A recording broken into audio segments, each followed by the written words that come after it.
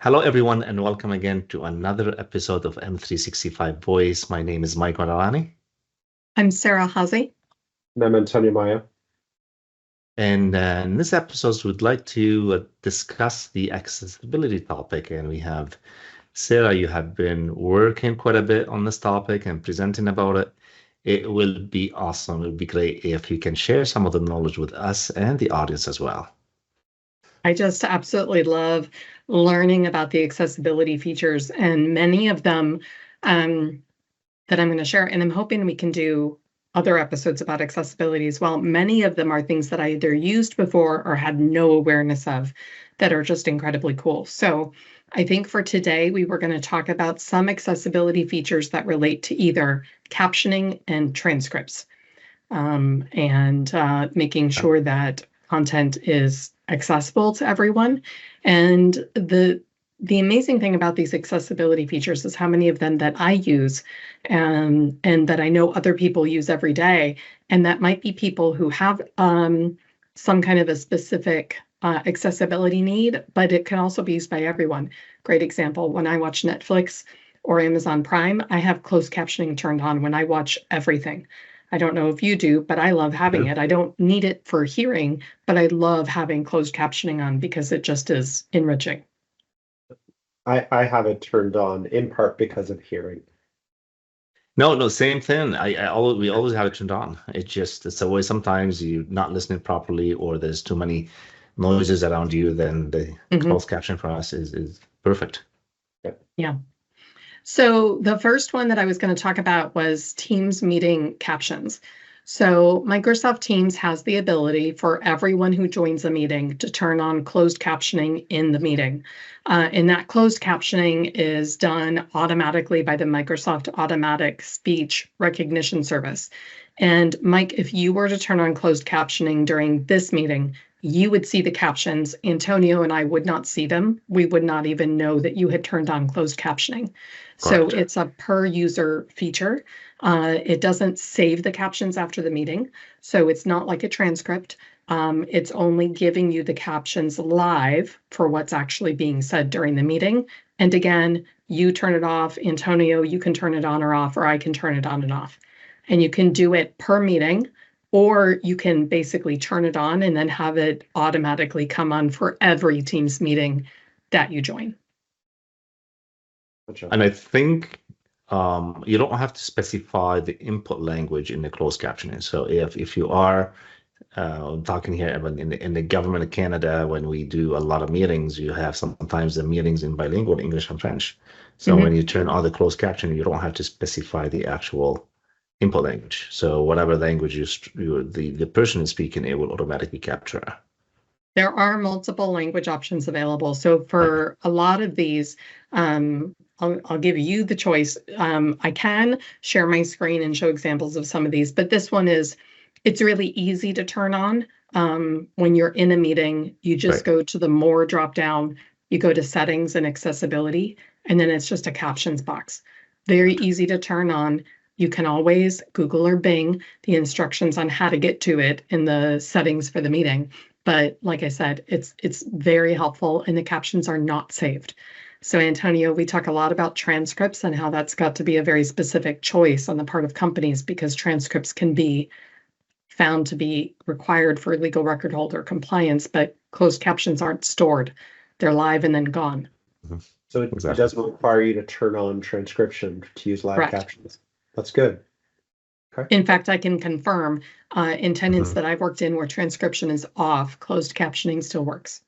Right. Correct. And there's a special license needed for it? I believe it comes with Teams. So no, I don't believe it requires an extra license. And thus far, I've had quite a few people test it when I've delivered sessions about accessibility, and a lot of them go in and try it live. And so far, everyone who's had Teams that has tried it, it works in every one of my tenants on various different plans, and everyone who's tested it says it works for them. So I think it's a built-in feature inside of Teams. Excellent. That is correct. And I have the transcription turned on in my tenant, for example, and this is a meeting hosted in my tenant, and transcriptions are turned on, closed captions are turned on automatically. Okay. Cool. So the next feature that I really like, I call this my mom's feature. She doesn't know about it, but she should. So there is the ability within Teams to set up personal transcription settings, and these are specific to you. So did you know that you can turn on the ability to hide your identity in meeting transcripts and in captions? So if you wanted to turn that on, I have the worst use of profanity of any of the three of us. We know that. So I could, for example, hide my identity because I say things that are the most inappropriate. So then it would appear that I said something, but my name wouldn't be associated with it. So it would just say in the closed caption or in the transcript that it was a speaker or someone talking, but it wouldn't say that it was Sarah talking. There's also the ability, and this is why I call it my mom's feature, that you can filter profane words in meeting captions. Right. So if you work with me and you don't want to hear those words or you don't want to see them written in closed captions, it will literally, and I tested it using a lot of words. And it does really well because if you, it will actually asterisk out each of the characters of the word. So you could still tell what the word was, but it asterisks out the main character. So I don't know if you knew that you can filter profanity from your captions, but you might want to try it. I didn't know that. I had no idea you can do this. No. Where do you turn that on? So in Microsoft Teams, you have to go to your profile card. In Teams, to get there, I believe you just double click on your name in the upper right-hand corner. And if you go to your Teams profile card and you go to manage account, there will be a captions and transcripts option. Oh, So wow. tell me if you can get there. Do you see it? Good We're having them live click on this. This one, I got to be honest, is the coolest feature. And so far, when I've done this presentation, nobody knows about it. Huh. I didn't know this was a thing. Yeah. I can't get to my profile card though in your tenant link. Oh, you can't. Yeah, because you're good. Yeah. Okay. So but I mean, that's cool. This one is an interesting one that people should check on. Very cool. Are you enjoying these so far? Yeah. Loving it. What's next? So this next one, I definitely want to show an example of and do a demo. Immersive Reader. Have you used Immersive Reader? Yes. Mm-hmm. I have not. I've heard of it, but I have not used it.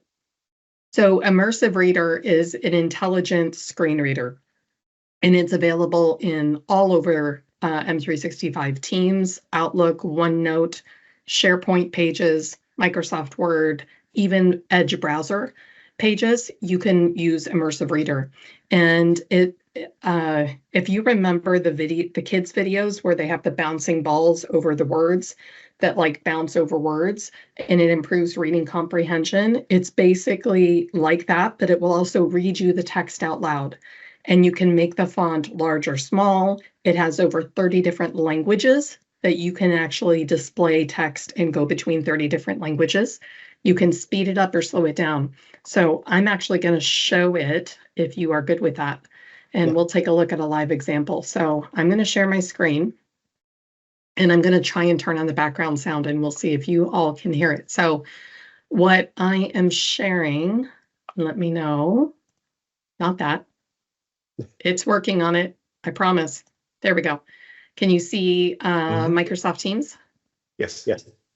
So this is an example of, this is a SharePoint news article. It just so happens that it's rendered within Teams because it's part of my Viva Connections home site that I have configured in my tenant, but I could open this up in the browser for SharePoint and it would work the same way. So up at the top of the page for the news article, you see the link for Immersive Reader. So you just go ahead and click on that Immersive Reader button, and it's going to completely refactor this page using Immersive Reader. So it makes the text much larger. And if I click on play in the bottom of the screen, tell me if the sound comes through. Disability impacts all of us. Sophia Burns. Business. So it'll read the page. Could you hear it? Yeah. Oh, yes. So it'll read the page from top to bottom, and then you can configure all kinds of different elements of this. So you can, in the upper right-hand corner, you can set text preferences. So if you don't like this color scheme, you can change it to any of these other colors, and there are more colors to choose from. You can turn on different fonts. I don't like Comic Sans myself, but you have 3 different fonts to choose from. You can increase the size of the text if you have a need to make things much larger. And there's just a lot of different grammar options that you can do where it'll highlight things. I love this one. So it'll highlight the verbs. So everywhere that has a verb, it'll actually highlight. In this case, it's showing up in red, but I can change the color of my verbs. So I could make them bright orange. So you can actually do parts of speech, which would have been very helpful for me when I was a kid, because I still have trouble with adverbs and I'm a librarian, for goodness sake. So hugely helpful, and you can change the voice settings. So back down at the bottom of the page again, if you go to voice settings, you can make it a male or a female voice. And I love this. Not only can you control the voice speed, but I love that they have the tortoise and the hare. So you don't even have to understand the numbers if you want to make it go super fast. Business analyst. Up to 1 in 4 adults in the United States have some type of disability. Yes, that means 27% of us. Now, I would think that nobody would want it to possibly go that fast, but I actually was giving a workshop on these features, and somebody said that they regularly turn it on 1 3/4 to 2 times speed because he's got to move fast in his job, and he likes to listen to audiobooks and everything else at 2 times speed, and he can get through double the content in half the time by turning it on super fast, because it can read it faster than he can. It can say it out loud faster than he could read it. So I do that when I want to watch the recorded Ignite sessions, and I don't have a lot of time. I have it on a 1 3/4 as well, because I just want to get it done. Yeah. Yep. Very cool. And it's cool, like if the same feature, exactly the same. That's the good thing about all of this. That if you go into any Teams chat, for example, or Teams channel message, and you enable that, or you click on the Immersive Reader for that specific message, it will bring you exactly the same window. So the experience is awesome. It's a unique experience for whatever you are, whether it's SharePoint, Teams, whatever. Very cool. Most people that I've talked to never even see Immersive Reader listed, meaning that they've just never noticed it, even at the top of the article. News articles, Outlook, even your Edge browser, it's just that you glance over the top of the words Immersive Reader. So if you check the top of your page, it's amazing where you'll find that it's there. Nice. So I kind of love that one. That's a great feature. Do you want another? Slow it down. Oh yeah, we got time for another one. We have time for maybe one more, so I'll try and make it a good one. Did you know that Microsoft Teams can do inline translation of chat messages? I did not know that. Chat messages. Oh yes. Chat and messages and IMs. And I had absolutely no idea that this was a thing. So it's got over 30 different messages. And let me see if I have a live example of it.